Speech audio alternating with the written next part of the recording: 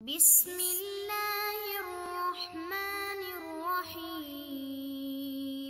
السلام علیکم ورحمۃ اللہ وبرکاتہ۔ امید ہے آپ سب بخیر و عافیت ہوں گے۔ آج ہم سیاہ ستہ کی عظیم المرتبت کتاب سنن ابن ماجہ کے سبق نمبر 16 کو پڑھنے جا رہے ہیں، اور ہمارے آج کے سبق کا عنوان ہے کتاب اتباع سنت رسول اللہ صلی اللہ علیہ وآلہ وسلم، اور یہاں آج ہم حدیث نمبر 3 کو پڑھیں گے۔ اپنے آج کے سبق کی تفصیل کی جانب بڑھنے سے پہلے ہم اپنے گزشتہ سبق کے خلاصے پر ایک نظر ڈالتے ہیں۔ اپنے گزشتہ سبق میں ہم نے ان 5 عنوانات کی تفصیل کو پڑھا تھا، اور اپنے آج کے سبق میں ہم ان 6 عنوانات کی تفصیل کو پڑھیں گے۔ آئیے اپنے آج کے سبق کی جانب بڑھتے ہیں۔ بسم اللہ الرحمن الرحیم۔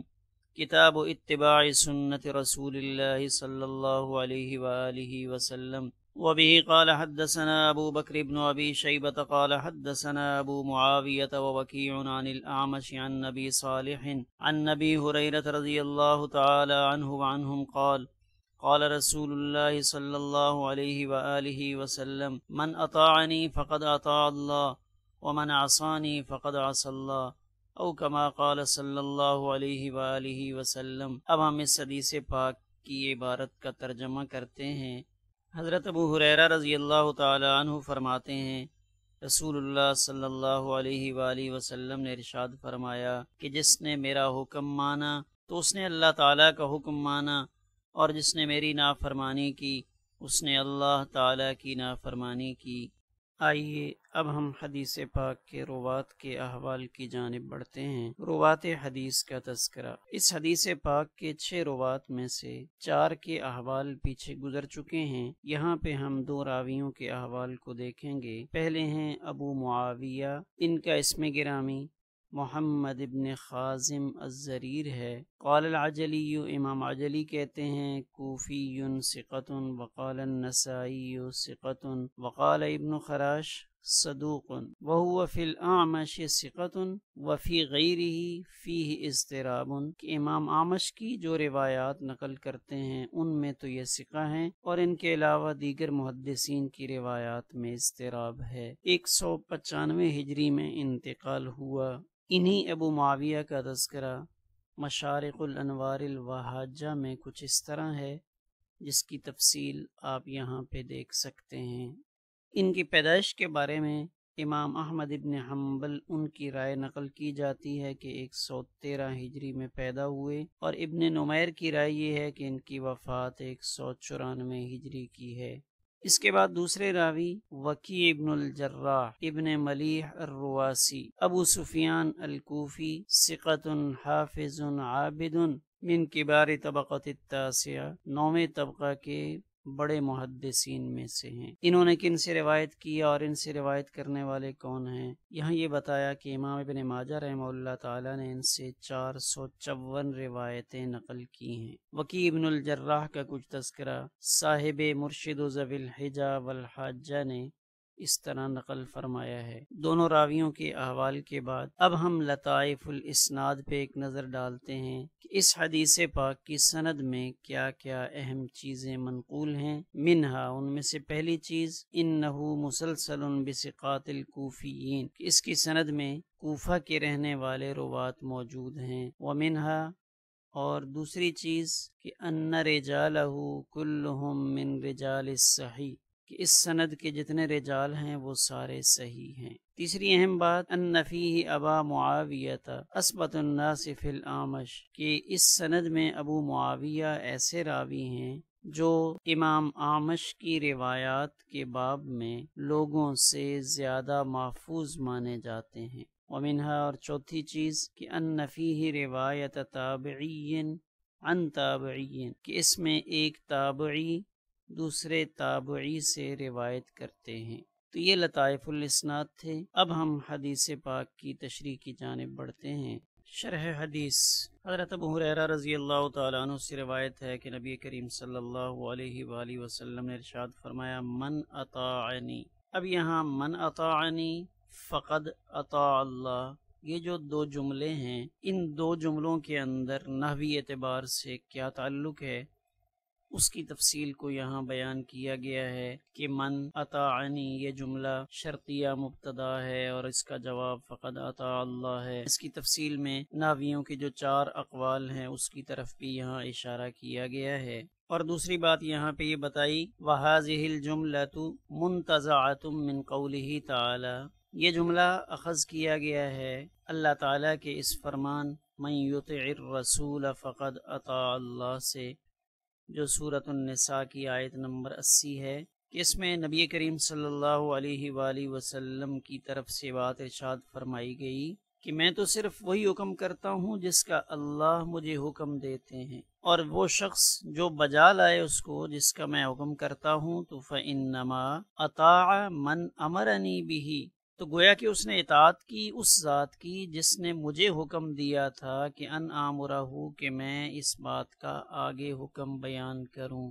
جیسے کسی ادارے کے سربراہ جب کوئی ضابطہ اور قانون بیان کرتے ہیں، مثلا کسی مدرسہ کے محتمم اور مدیر یا کسی ادارہ کے پرنسپل جب کوئی ضابطہ اپنے اساتذہ کو بتاتے ہیں کہ یہ طلباء کو بتایا جائے، اب وہاں طلباء اگر اپنے اساتذہ کی بات مان رہے ہوتے ہیں تو اصل میں وہ طلباء کرام اپنے اس ادارے کے ذمہ دار محتمم پرنسپل ان کی بات کو مان رہے ہو۔ وَيَحْتَمِلُ أَن يَكُونَ الْمَعْنَى، اور اس میں یہ احتمال بھی ہے کہ یہ مطلب ہو لِأَنَّ اللَّهَ أَمَرَ بِطَاعَتِي، اس لیے کہ اللہ نے میری اطاعت کا حکم دیا ہے۔ فَمَن أَطَاعَنِي، تو جس نے میری اطاعت کی، فَقَدْ أَطَاعَ أَمْرَ اللَّهِ، تو گویا کہ اس نے اللہ کے امر کی اطاعت کی۔ کون سا امر؟ لہو بطاعتی، جو اللہ کا امر میری اطاعت سے متعلق تھا۔ وفی المعصیت کذالک، یہی احتمالات جو اطاعت کے باب میں تھے وہ معصیت کے باب میں بھی موجود ہیں۔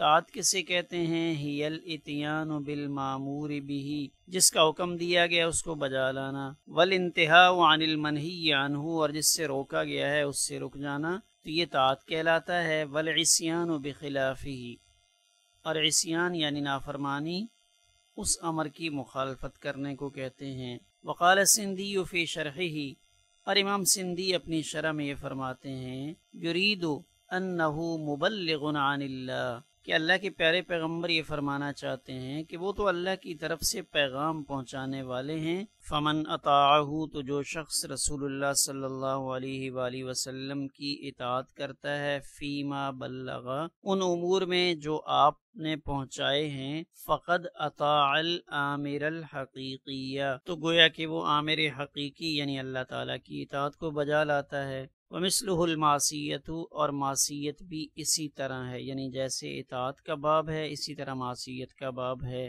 آگے دوسرا جملہ ومن عصانی ای خالف امری فقد عصى اللہ، جس نے میری نافرمانی کی تو گویا کہ اس نے اللہ کی نافرمانی کی۔ تو شارح فرماتے ہیں کہ یہاں اس حدیث پاک کو مصنف رحمہ اللہ نے مختصر بیان فرمایا۔ وقد اوردہ المصنف رحمہ اللہ تعالی فی کتاب الجہاد تاما، کہ وہاں پوری حدیث پاک نقل فرمائی، اور جو پوری حدیث مبارکہ ہے وہ اس طرح ہے من اطاعنی فقد اطاع اللہ، ومن عصانی فقد عصى اللہ، ومن اطاع الامام فقد اطاعنی، ومن عصى الامام فقد عصانی۔ یہاں سے شارح رحمہ اللہ فرماتے ہیں کہ اس حدیث مبارکہ سے متعلق چند امور قابل غور ہیں۔ اس میں سے پہلا امر، پہلا مسئلہ فی درجتہ، کہ اس حدیث پاک کا درجہ کیا ہے، اس پر کیا حکم لگے گا۔ تو حدیث ابی ہریرہ رضی اللہ تعالی عنہ ھذا متفق علیہ، یہ حدیث متفق علیہ ہے۔ تو یہاں تنبیہ میں ایک چیز کی طرف اشارہ کیا کہ اس سے متعلق مشہور محقق محمد فؤاد عبد الباقی انہوں نے یہ بات بیان فرمائی ہے کہ اس حدیث پاک کو بیان کرنے میں امام ابن ماجہ رحمہ اللہ تعالی تنہا ہیں، حالانکہ ایسا نہیں ہے، اور محدثین نے بھی اس حدیث پاک کو نقل فرمایا ہے۔ المسألۃ الثانیۃ، دوسری بحث یہ ہے کہ اس حدیث پاک کو ہمارے مصنف یعنی امام ابن ماجہ رحمہ اللہ تعالی نے کہاں کہاں پہ ذکر فرمایا ہے، وفی من اخرجہ معہ، اور دیگر محدثین نے اس حدیث پاک کو لیا ہے یا نہیں، تو اس سے متعلق یہاں اخرجہ خاص مراد امام بخاری ہوا کرتا ہے۔ امام بخاری رحمہ اللہ تعالی نے اس حدیث پاک کو نقل فرمایا کہاں پہ؟ فی الجہاد والسیر، اور اس کا نمبر 2957 ہے۔ اسی طرح کتاب الجہاد کے علاوہ کتاب الاحکام میں بھی اس حدیث پاک کو نقل فرمایا، اور دیگر محدثین ان کی طرف بھی اشارہ کیا۔ امام بخاری رحمہ اللہ تعالیٰ کے علاوہ دیگر محدثین عظام نے بھی اس حدیث پاک کو نقل فرمایا ہے۔ المسئلۃ الثانیۃ فی فوائدہ، تیسری بحث اس حدیث پاک کے فوائد سے متعلق ہے۔ اس حدیث پاک سے حاصل ہونے والے فوائد میں سے پہلا فائدہ ہوا بیان وجوب اتباعی صلی اللہ علیہ وآلہ وسلم۔ اس حدیث پاک سے پتہ چلتا ہے کہ نبی کریم صلی اللہ علیہ وآلہ وسلم کی اتباع کرنا لازم ہے۔ یہ کوئی اختیاری امر نہیں ہے کہ میری مرضی ہوگی تو میں نبی کریم صلی اللہ علیہ وآلہ وسلم کی کوئی بات مان لوں گا، نہیں مرضی ہوگی تو نہیں مانوں گا، بلکہ اللہ تعالیٰ نے اپنے بندوں کو نبی کریم صلی اللہ علیہ وآلہ وسلم کی اتباع کرنے کا حکم دیا ہے۔ ومنہا، اور ان فوائد میں سے دوسرا فائدہ یہ ہے کہ ان طاعت النبی صلی اللہ علیہ وآلہ وسلم ہی اطاعت اللہ، کہ اللہ کے پیارے پیغمبر کی اطاعت اصل میں اللہ ہی کی اطاعت ہے۔ کیوں؟ لأنہ معمور من اللہ تعالی بتبلیغ شرائعہ، اس لیے کہ نبی کریم صلی اللہ علیہ وآلہ وسلم تو معمور تھے، ان کو تو اللہ کی طرف سے حکم دیا گیا تھا کہ آپ شریعت کے ان امور کی تعلیم اپنی امت کو دیں۔ فلا یامر ولا ینہا، اور نبی کریم صلی اللہ علیہ وسلم نہ ہی کوئی حکم دیتے تھے اور نہ ہی کسی بات سے منع کرتے تھے، الا آخذا عن اللہ تعالی، مگر اللہ تعالی سے احکامات لیتے ہوئے کہ جو اللہ فرماتے تھے آپ ویسا ہی کرتے تھے۔ کما قال، اور اس پر بطور دلیل یہ آیت پیش فرمائی کہ اللہ کے پیارے پیغمبر اپنی مرضی سے کچھ نہیں کہتے۔ کما قال اللہ تعالی، اعوذ باللہ من الشیطان الرجیم، وما ينطق عن الهوى ان هو الا وحی یوحی، سورۃ النجم کی آیت نمبر 3 اور 4 ہیں، جس میں اس بات کی وضاحت کی گئی ہے کہ نبی کریم صلی اللہ علیہ وسلم اپنی خواہش کے تحت نہیں بولتے، بلکہ آپ تو وہی ارشاد فرماتے ہیں جو اللہ کی طرف سے آپ پر وہی ہوتا ہے۔ اب ہم دیکھتے ہیں اس حدیث پاک کے اہم نکات۔ اس حدیث پاک سے حاصل ہونے والے نکات میں سے پہلا نکتہ اطاعت اور اتباع میں فرق، دوسرا نکتہ عصیان کے معنی کی وضاحت، تیسرا یہ نکتہ معلوم ہوتا ہے کہ اطاعت رسول اصل میں اللہ کی ہی اطاعت ہے۔ اب ہم یہاں دیکھتے ہیں کہ اطاعت اور اتباع، ان کے اندر کیا فرق ہے۔ بظاہر تو دونوں لفظ قریب المعنی ہیں، لیکن پھر بھی دونوں کے اندر فرق ہے۔ اطاعت اصل میں فرما برداری کو کہتے ہیں، جسے ہم سرنڈر کہتے ہیں کہ فلاں نے اپنا سر جھکا دیا، تو اطاعت گویا کہ دل سے مان لینے کا نام ہے۔ دوسرا لفظ ہے اتباع، کسی کی پیروی کرنا، کسی کے نشان قدم پہ چلنا۔ تو جب کوئی کسی کے نشان قدم پہ چل رہا ہوتا ہے، کسی کے نظریات کے پیچھے چلتا ہے، تو کہا جاتا ہے کہ فلاں شخص فلاں کا متبع ہے، فلاں کی اتباع کر رہا ہے۔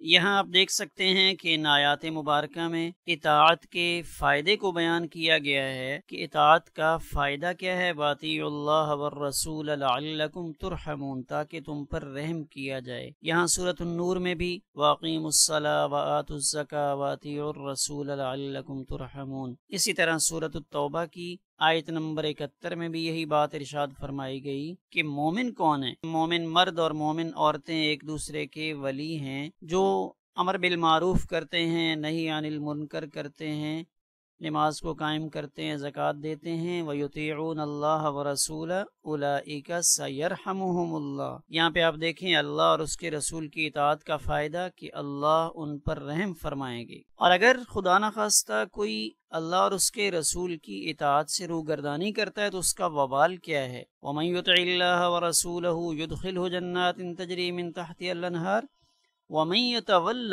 اور جو منہ پھیرے گا تو يُعَذِّبْهُ عَذَابًا أَلِيمًا، اللہ اس کو دردناک عذاب دیں گے۔ تو یہاں اطاعت کا فائدہ اور روگردانی کا وبال اس کی طرف اشارہ کیا گیا ہے، جیسے ہم نے چند لمحات پہلے یہ آیت مبارکہ دیکھی تھی، من یطع الرسول فقد اطاع اللہ ومن تولی، جس نے آپ کی اطاعت نہیں کی، آپ کی اطاعت سے منہ پھیرا تو فما ارسلناک علیہم حفیظا، پھر آپ کی ذمہ داری نہیں۔ حدیث مبارکہ میں یہ لفظ جو آئے تھے ومن عصانی فقد عصى اللہ، یہ جو الفاظ ہیں ان کا کیا مطلب ہے؟ تو یہاں آپ دیکھ سکتے ہیں کل امتی یدخلون الجنہ الا من ابا، بخاری شریف کی روایت نمبر 7280 ہے۔ نبی کریم صلی اللہ علیہ وآلہ وسلم نے ارشاد فرمایا میری ساری امت جنت میں داخل ہوگی الا من ابا، مگر وہ جنہوں نے انکار کیا۔ تو صحابہ اکرام رضوان اللہ علیہ مجمعین کی طرف سے عرض کیا گیا کہ آقا وہ کون بدنصیب ہے جس نے آپ کا انکار کیا، اس ابا سے کیا مراد ہے؟ تو نبی کریم صلی اللہ علیہ وآلہ وسلم نے ارشاد فرمایا من اطاعنی دخل الجنہ، جس نے میری اطاعت کی، یعنی زندگی کے ہر شعبے میں جو میں اللہ کی طرف سے لے کر آیا ہوں اس میں جو اطاعت کرے گا وہ جنت میں داخل ہوگا۔ ومن عصانی، اور جس نے میری نافرمانی کی۔ اب نافرمانی نبی کریم صلی اللہ علیہ وآلہ وسلم کی مبارک تعلیمات سے روگردانی کرنا، یہ نافرمانی کے ذیل میں آ رہا ہے، اور جو نافرمانی کر رہا ہے فقد ابا، تو گویا کہ وہ آپ صلی اللہ علیہ وآلہ وسلم کی طرف سے دی گئی تعلیمات کا انکار کرنے والا ہے۔ دوسرا لفظ تھا اتباع، اس کے لیے آیت مبارکہ انتہائی واضح ہے، سورہ آل عمران کی آیت نمبر 31، قل ان کنتم تحبون اللہ فاتبعونی یحببکم اللہ۔ قل، اے میرے پیارے پیغمبر آپ فرما دیجئے اگر تم اللہ سے محبت کرتے ہو تو فاتبعونی، میری اتباع کرو۔ تو یہاں اللہ کے پیارے پیغمبر کی اتباع کا حکم دیا جا رہا ہے۔ تو اتباع آپ کو زندگی کے ہر معاملے میں فالو کرنا، ہر جگہ پہ ہر عمل میں آپ کے پیچھے چلنا۔ یحببکم اللہ، تو اس کا فائدہ کیا ہوگا؟ اللہ تم سے محبت کرنے لگیں گے، ویغفر لکم ذنوبکم، اور اللہ تمہارے گناہوں کو معاف کر دیں گے۔ تو گویا کہ اطاعت اور اتباع قریب قریب ضرور ہیں، لیکن ان دونوں کے اندر اس پہلو سے فرق ہے کہ اطاعت سر جھکا دینے کو کہتے ہیں، اپنے آپ کو تابع فرما کر دینے کو کہتے ہیں، اور اتباع کا مطلب ہوتا ہے کسی کے پیچھے چلنا، اس کے نشانے قدم پہ چلنا، وہ جہاں جہاں جا رہے ہیں، جہاں جہاں جانے کا کہہ رہے ہیں ان کے پیچھے چلنا، یہ اتباع کہلاتا ہے۔ حدیث مبارکہ پر لگایا گیا حکم، وحکم ھذا السند الصحۃ، اس سند کا حکم صحت کا ہے، یعنی یہ روایت صحیح ہے، اور پیچھے ہم دیکھ چکے ہیں کہ یہ روایت متفق علیہ ہے۔ اس حدیث پاک سے حاصل ہونے والے فوائد، آپ صلی اللہ علیہ وآلہ وسلم کی اطاعت ہی اللہ کی رضا کے حصول کا ذریعہ ہے۔ یہ حدیث پاک ہمیں اپنے اعمال کے جائزے کی طرف متوجہ کرتی ہے کہ ہماری زندگی اطاعت رسول کے دائرے میں ہے یا نہیں۔ ہم دیکھیں کہ ہماری زندگی اطاعت کے دائرے میں آ رہی ہے، کہیں خدا نخواستہ نافرمانی کی طرف تو ہم نہیں بڑھ رہے۔ تیسرا فائدہ، آپ صلی اللہ علیہ وآلہ وسلم کی اطاعت کر کے معاشرتی نظم و ضبط کو بہتر بنایا جا سکتا ہے، اور حدیث پاک کے آخری جملے سے یہ فائدہ ہمیں معلوم ہوتا ہے کہ پیغمبر صلی اللہ علیہ وآلہ وسلم کی نافرمانی وبال سے خالی نہیں، اس لیے کہ جب کوئی کسی بڑے کی نافرمانی کرتا ہے تو پھر اس کا سکون بھی چھن جاتا ہے، اور اس بڑے کی طرف سے پکڑ کا اندیشہ بھی رہتا ہے۔ تمرینی سوالات، اس حدیث پاک میں کون سی دو اہم چیزیں بیان کی گئی ہیں؟ اطاعت اور اتباع میں کیا فرق ہے؟ اس حدیث پاک کا ماخذ کون سی آیت ہے؟ اپنے آج کے سبق میں ہم نے ان 6 موضوعات کی تفصیل کو جانا۔ ہمارا آج کا سبق الحمدللہ اسی پر مکمل ہوا۔